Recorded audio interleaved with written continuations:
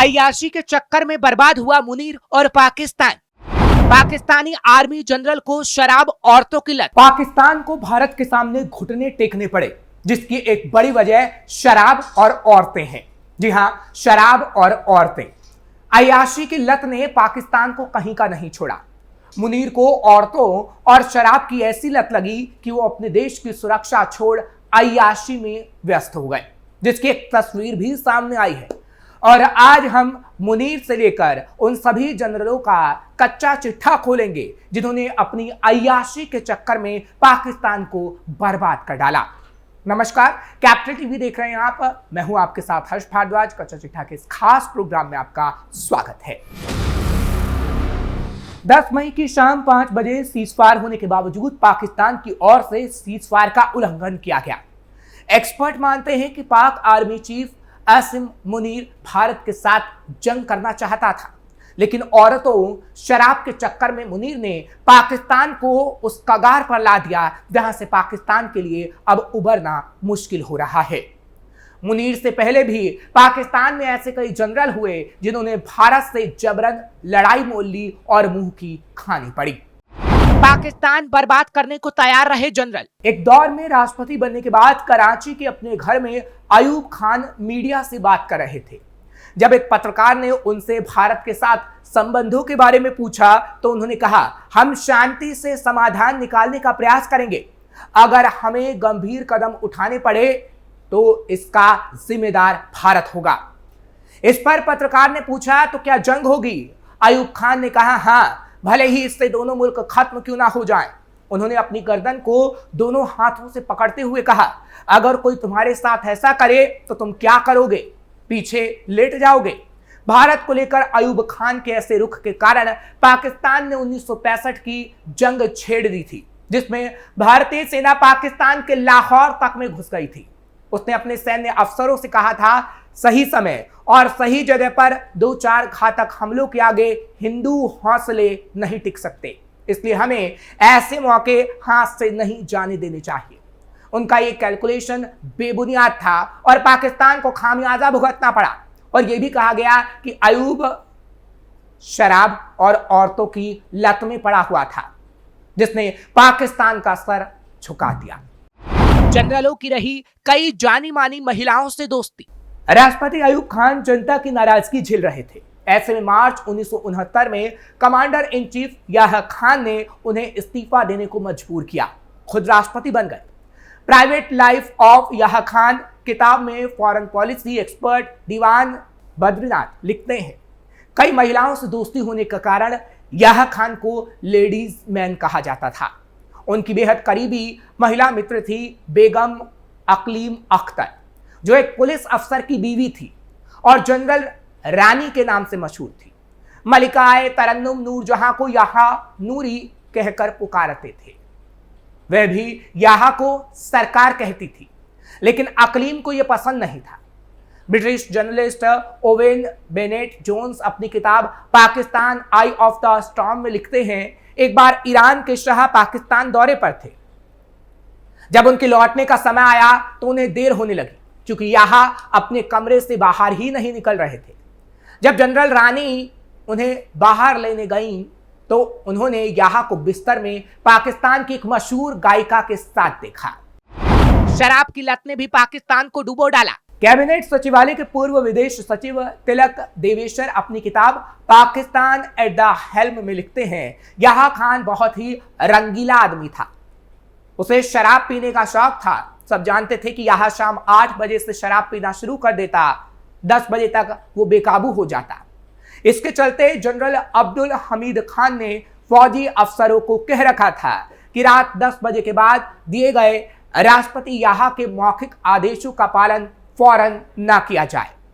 Pakistani scholar Hasan Abbas अपनी किताब Pakistan drift into extremes में याह्या की अय्याशी का वाकया लिखते हैं। 1971 में याह्या ने पेशावर में बने अपने नए घर पर पार्टी दी। इसमें ब्लैक पर्ल के नाम से मशहूर बंगाली एक्ट्रेस शमीम आरा भी आई। जैसे जैसे पार्टी परवान चढ़ी, लोगों ने शराब के नशे में कपड़े उतारने शुरू कर दिए।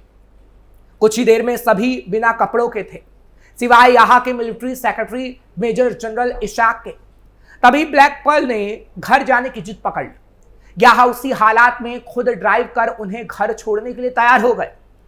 इशाक ने यहाँ को समझाया कि वो बाहर निकलने से पहले अपनी पैंट पहन ले। 1971 की जंग से करीब 10 दिन पहले पार्टी कर रहे यहाँ शराब के भयंकर नशे में थे। इसी दौरान उन्होंने न्यूयॉर्कर मैगजीन के अमेरिकी जर्नलिस्ट बॉब शैपली के सामने भारत पर हमला करने की बात उगल दी थी। यहाँ की मंशा 3 दिसंबर 1971 को सच साबित हुई। इस दिन पाकिस्तान ने भारत के सैन्य ठिकानों पर हवाई हमला शुरू कर दिया। इसके बाद भारत की पीएम इंदिरा गांधी ने जंग का ऐलान कर दिया। जब पाकिस्तान जंग हार गया तो राष्ट्रपति याह्या खान को भाषण देने तक से रोक दिया गया था, क्योंकि वो भयंकर नशे में था और कुछ भी बोल नहीं पा रहा था। जिसने आर्मी चीफ बनाया उसी का तख्ता पलट किया। 14 अगस्त 1973 में जुल्फिकार अली भुट्टो पाकिस्तान के वजीर आजम यानी प्रधानमंत्री बने। जिया उल हक उनके बेहद करीबी थे। भुट्टो ने नियमों और आर्मी रैंक्स को ठेंगा दिखाते हुए 1 मार्च 1976 को जिया को आर्मी चीफ बना दिया। बदलते वक्त के साथ जनरल जिया और भुट्टो के रिश्ते खराब हो गए। साल भर बाद जिया ने उन्हीं भुट्टो का तख्ता पलट कर डाला, जिन्होंने उन्हें आर्मी चीफ बनाया था।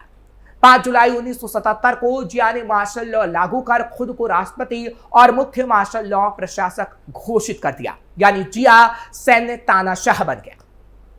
तिलक देवेशर किताब पाकिस्तान एट द हेल्म में लिखते हैं, जिया उल हक चालाक आदमी था, लेकिन वो शराफत का दिखावा करता था। भुट्टो कभी उनको पहचान नहीं पाए। भुट्टो अक्सर जिया को बंदर कहा करते थे, क्योंकि वो बंदरों जैसी हरकत करता था, अय्याशी किया करता था, जिस पर वो हमेशा हंस देता था। जबकि उस वक्त जिया आर्मी चीफ था। जिया ने भुट्टो की तौहीन को हमेशा दिल में दबाए रखा और बाद में बदला ले लिया। जिया तख्ता पलट करने तक नहीं रुका। उसने भुट्टो को एक हत्या के मामले में जेल में डलवाया और 4 अप्रैल 1989 को रावलपिंडी की जेल में फांसी पर लटकवा दिया। हालांकि ये फैसला कोर्ट ने सुनाया, लेकिन ये सब जानते हैं कि मार्शल लॉ और तानाशाही में क्या होता है। अमेरिका से फंड लेकर कश्मीर में जिहाद। पाकिस्तान में जिहाद, धार्मिक उग्रवाद, आतंकवाद, सुसाइड बॉम्बिंग के लिए जिया उल हक को ही जिम्मेदार माना जाता रहा। 1989 में अफगानिस्तान में सोवियत यूनियन को टक्कर देने के लिए अफगानिस्तानियों और पाकिस्तानियों को ट्रेनिंग देना शुरू किया गया। मुजाहिदीन भेजे। इसके लिए अमेरिका और सऊदी अरब जैसे देशों से फंड मांगे गए। जब फंड मिल गया तो जिया ने अफगानिस्तान के अलावा भारत के जम्मू कश्मीर में भी जिहाद शुरू कर दिया। 1984 में जिया और उसके साथियों ने भारत में खालिस्तानी मूवमेंट को भी सपोर्ट किया। 1988 में जिया की मौत के बाद अटल बिहारी वाजपेयी ने कहा था वह असली गुरु था। उसने अमेरिका को चकराया, उसने रूस को नचाया और हमें सताया। कहा यह भी जाता है कि अमेरिका से मिले फंड और पाकिस्तान के न्यूक्लियर प्रोग्राम से जिया और उसकी गैंग ऑफ 4 ने अपनी जेबें भरी, औरतों के साथ अयाशी की। इस गैंग में जिया के साथ जनरल रहीमुद्दीन खान, जनरल अख्तर अब्दुल रहमान खान और लेफ्टिनेंट जनरल जाहिद अली अकबर शामिल थे। 2022 में जनरल अख्तर अब्दुल रहमान खान और लेफ्टिनेंट जनरल जाहिद अली अकबर के सीक्रेट खातों में 29 मिलियन स्विस फ्रैंक यानी करीब 300 करोड़ रुपए जमा होने का खुलासा हुआ था, और वो सिर्फ अय्याशी के लिए था। जिया उल हक के कार्यकाल को पाकिस्तान में इस्लामीकरण के दौर के रूप में भी जाना जाता है। सत्ता में आने के बाद उन्होंने राजनीतिक दलों के लिए कहा था कि इन सभी पार्टियों को इस्लाम के हिसाब से काम करना चाहिए, क्योंकि यह देश इस्लाम के नाम पर बनाया गया था और इस्लाम पर कायम रहकर ही जिंदा रहेगा। इसी तरह जिया ने इस्लाम की बिना पर बनाए विवादित हुद्दू अध्यादेश लागू कर दिए।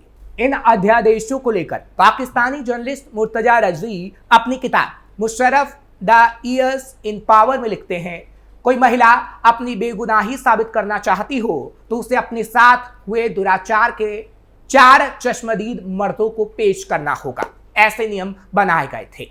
पीएम नवाज को बिना बताए शुरू की कारगिल जंग। फरवरी 1999 में पीएम अटल बिहारी वाजपेयी और पाकिस्तान के पीएम नवाज शरीफ ने शांति समझौता किया, लेकिन आर्मी चीफ और परवेज मुशर्रफ को यह मंजूर नहीं था। मुशर्रफ ने ऑपरेशन कोह ए पैमा लॉन्च किया। बर्फबारी के कारण खाली हुई कारगिल सेक्टर की भारतीय चौकियों पर पाक सेना ने कब्जा कर लिया। जब भारत को इसका पता चला तो आर्मी ने ऑपरेशन विजय लॉन्च कर पाकिस्तान को कारगिल से खदेड़ डाला। मुशर्रफ के सहयोगी रहे रिटायर्ड कर्नल अशफाक हुसैन के मुताबिक कारगिल जंग शुरू होने से कुछ हफ्ते पहले परवेज मुशर्रफ ने LOC पार कर भारतीय सीमा के 11 किलोमीटर अंदर रात बिताई थी। यह भी कहा जाता है कि कारगिल की प्लानिंग के बारे में परवेज मुशर्रफ और उनकी गैंग ऑफ 4 यानी chief of general staff general Aziz, general Mahmood, brigadier Javed Hasan को ही जानकारी थी और किसी को नहीं। फ्लाइट लैंड नहीं करने दी तो तख्ता पलट कर दिया। पीएम नवाज कारगिल जंग में हार का जिम्मेदार जनरल मुशर्रफ को मानते थे। 12 अक्टूबर 1999 को नाराज नवाज ने ऐलान किया कि वो जनरल परवेज मुशर्रफ को रिटायर कर रहे हैं। जब यह ऐलान हो रहा था तब मुशर्रफ कोलंबो से कराची आ रही पाकिस्तान इंटरनेशनल एयरलाइंस की फ्लाइट PK 804 में सवार थे। जैसे ही फ्लाइट कराची एयरपोर्ट पर पहुंची उसे लैंड करने से मना कर दिया गया। ऐसे में मुशर्रफ ने अपने वफादार और कराची आर्मी डिवीजन के commander major general Malik Iftikhar Ali Khan से रेडियो पर संपर्क किया। मलिक ने मुशर्रफ से सवाल किया, क्या आप मेरे कुत्तों का नाम बता सकते हैं? मुशर्रफ ने जवाब दिया, डॉट और बड़ी। ये एक तरह का पासवर्ड था। इसके बाद मलिक ने कराची एयरपोर्ट पर कब्जा कर लिया। फ्लाइट लैंड हुई। इसके बाद वह आर्मी कोर हेडक्वार्टर पहुंचा। देर रात मुशर्रफ ने नवाज का तख्ता पलट ही कर डाला और मार्शल लॉ लागू कर दिया, यानी मुशर्रफ सैन्य तानाशाह बन गया। मुशर्रफ की वजह से ही नवाज को मुल्क छोड़ना पड़ा। हालांकि बाद में मुशर्रफ को भी भागना पड़ा था। इमरान खान ने पद से हटाया तो मुनीर ने जेल भिजवा दिया। ISI चीफ रहते हुए आसिम मुनीर पाकिस्तान के तत्कालीन पीएम इमरान खान की पत्नी बुशरा बीबी पर लगे भ्रष्टाचार के आरोपों की जांच करना चाहता था। इस बात से नाराज इमरान खान ने मुनीर को ISI चीफ के पद से हटा दिया। तभी से दोनों के बीच तकरार शुरू हो गई, जिसका अंजाम इमरान खान को अपनी सत्ता गंवाकर और जेल जाकर चुकाना पड़ा। हालांकि इमरान के बाद जब शहबाज शरीफ पाकिस्तान के पीएम बने तो उन्होंने 2022 में मुनीर को सीधे आर्मी चीफ ही बना डाला। इतना ही नहीं, 2024 में उनका कार्यकाल बढ़ाकर 5 साल कर दिया गया। 2024 के प्रधानमंत्री चुनावों के दौरान भी आसिम मुनीर ने इमरान खान को कमजोर करने के लिए उनके सभी समर्थकों को आर्मी से निकाल दिया था। खुद इमरान खान भी मुनीर पर उनके खिलाफ साजिश करने का आरोप लगा चुके हैं। भारत की स्ट्राइक का बदला लेने के लिए सिफारिश की। 2019 में जब भारत के पुलवामा में CRPF काफिले पर हमला हुआ, उस समय मुनीर ISI चीफ था। पाकिस्तानी आतंकवादी संगठन जैश ए मोहम्मद ने इसकी जिम्मेदारी ली थी। मुनीर पर इस हमले की साजिश रचने का आरोप है। पुलवामा अटैक के बाद भारत ने स्ट्राइक की। कहा जाता है कि इसका बदला लेने और भारत पर अटैक करने की सिफारिश मुनीर ने ही की थी। 22 अप्रैल 2025 को पहलगाम में हुए आतंकी हमले से एक हफ्ते भर पहले मुनीर ने कहा था, हम हिंदुओं से हर मायने में अलग है। हमारा धर्म, संस्कृति, रीति रिवाज, विचार, महत्वाकांक्षा सब अलग है। इसी के चलते 2 नेशन थ्योरी बनी।